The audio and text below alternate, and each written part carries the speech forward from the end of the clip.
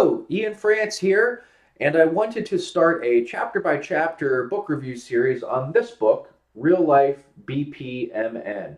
It's by two German authors, Bernd Rucker and Jacob Freund, and they founded the Communda methodology for business process modeling and notation. The subtext here is actually, or subtitle is Using BPMN 2.0 to Analyze, Improve, and Automate Processes in Your Company. It's an interesting book so far.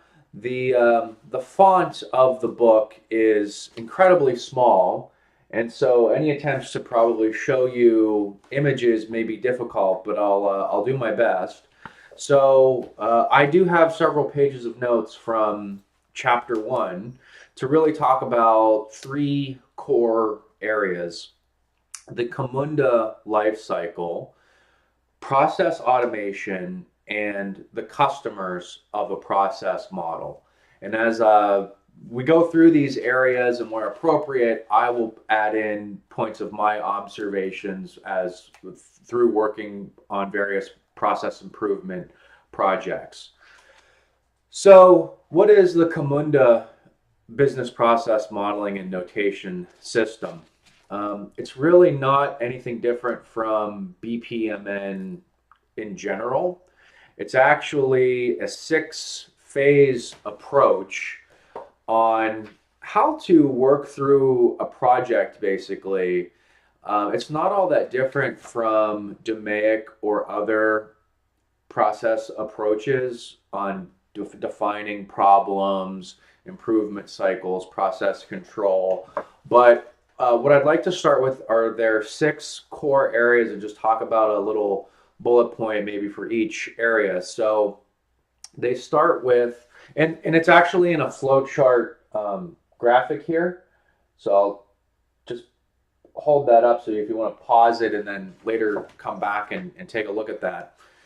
But the first part is process discovery, which is examining the current state process, conducting workshops, interviews, outside monitoring, observation, pretty much your classical standard approach to a process improvement project via observation, understanding what's happening, and from a process improvement perspective, letting you become thoroughly knowledgeable about all the elements of the process as it stands currently. So not a whole lot different than defining what you're doing before you do it, creating a hypothesis, testing, etc. So not much change there. Then they move into process documentation. So you want to document the current state model. You want to identify the easy weak points and causes. I think that's a pretty good approach most of the time, although identification of weak points and causes may be something that you have to be a little bit cautious about, especially in these early stages before we get to analysis, which is the third stage. So process analysis, these are the weak points that are not easily remedied. And so there takes some judgment between 2 and 3 to sort of decide which points are weak, which points can be fixed, etc. Then we move into phase 4, which is process design. And so now these weak points become a starting process for designing changes or designing measurement plans. So you're going into design now. Phase 5 is implement the target state. And really this is driving the successful organizational change and sort of the socialization part of your process improvement project that you're working on. Phase 6 is the process monitoring, and that means continuously revealing more about the ongoing operations. So you continue to monitor the new process or the change, the process from getting rid of these weak points or easily remedied procedures. You may iterate through something like this a few times and then you're really trying to focus on the points of analysis for the key data areas that you might be trying to remedy or improve through defining or measuring this process. So that's their model, and they don't use the word phases. Phases is, I just started using that, but it's actually more of an iterative approach, but most of these methodologies actually are. So that's one of the common points in any process improvement area, really.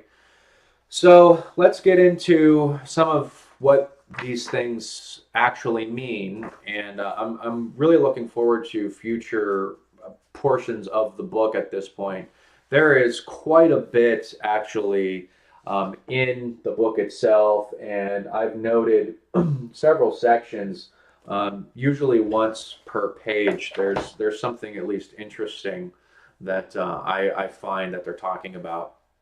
So process automation, which is one of the real focal points here, and they talk about a process engine, which I found to be a very core component of probably what a lot of process improvement projects would like. And especially when you're working with business sponsors and other project sponsors in your projects, I think this is really what people want, but the two authors in this book really help clarify what a process engine, which is the system that handles the automation tasks for you, really what that's capable of and what it's not capable of. And I wrote some of this down, although these are not direct quotes from the book, but process automation does not mean fully automating the process. It's really to talk about the human inputs and how the human results get handled in an automated way. So alerts around a person in department A made this change and a person in department C needs to take an action, and that way the person in department B is actually able to see this chain of events of what humans have inputted into the process and what the results have been. That's one of the things your process engine should be focused around. Just using software to automate some of the traceability, task, and procedure related events. So it's really the process engine is really one of the central components of automation, but a fully automated process is not really the job of the process engine. I'm just sort of saying it another way than I did earlier. So you can always know the current stage and time of completion of tasks through a process engine. It'll track some of the KPIs and areas of where that process has been, where it's going, and what's measurable about it, which might not always be time sensitive.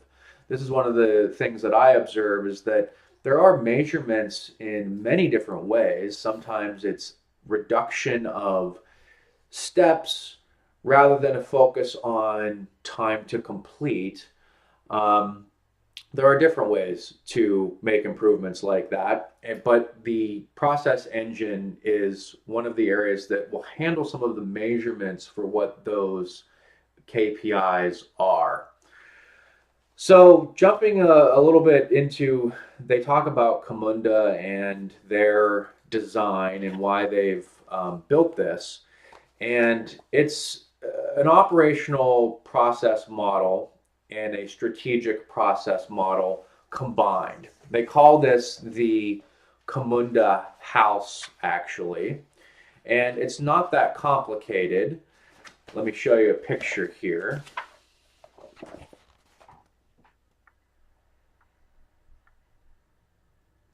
So it's not that complicated of a model. It really contains two sections: the core house component, which is the operational process model, And then there's sort of the roof, which is the strategic process model. And they go to great lengths to actually say, don't just design an operational model, then try to align the technical implementation with just that strategy. That is a naive approach. It is an approach that I've seen quite a bit professionally, where there seems to be a general assumption being made that you can design a strategic model for a process to function in, and its technical realities or the offerable solutions of the technical side, or even sometimes the procedural side of implementing that strategic process that you've been reviewing, doesn't always line up. And so they talk about the real one of the focal points is to get the IT departments actually involved in the strategic level of process design, automation, and defining some of those operational needs as well as the strategic needs.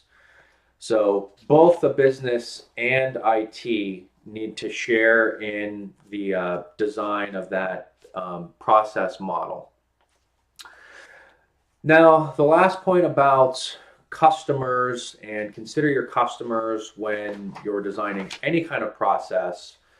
That is something they also talk quite a bit about, and I don't need many notes for this portion because it's something I know well, which is you really need to remember that your customers are already doing tasks that take up 100% of their time. And now you're asking them to participate in a process improvement effort that's going to take some X amount of their time, which they already view as being important and valuable to them. You're going to ask them to focus on something different than what they view as their core objectives. And the book, they discuss that your approach to working in a situation like that is to let people know what they need to know when they need to know it. And you don't need to educate people on the notation aspects of the BPMN system. Focus on the process aspects. It's true that this model will allow you to deep dive into specific tasks and actually provide notations and measurements and ways to communicate those tasks and how they function. There's actually a pretty cool example in the book where they go back to the BPEL, which is a business process execution language, using XML and showing you how the receiving, assigning, and involvement is all handled with an XML example. And this is not readable by people who are focused on the strategic level. So while it is valuable at the operational level, and the technical process flow may in fact even be XML or pieces of code of different languages that are your process engine components, consider that your customer probably is, unless you're at a particular point of really taking an active measurement inside those lines that are executing of the process engine, unless you're really focused on something there for an improvement opportunity. Just take a step back and consider it's not the role of the process improvement department to sort of educate everybody on the notation and the ways that operations can run. Now, this book is going to get into a lot of the notations, and it looks quite exciting. So I think that's where we're headed, and I will follow up with another chapter review as I learn more. And I hope that you found this insightful. Thanks.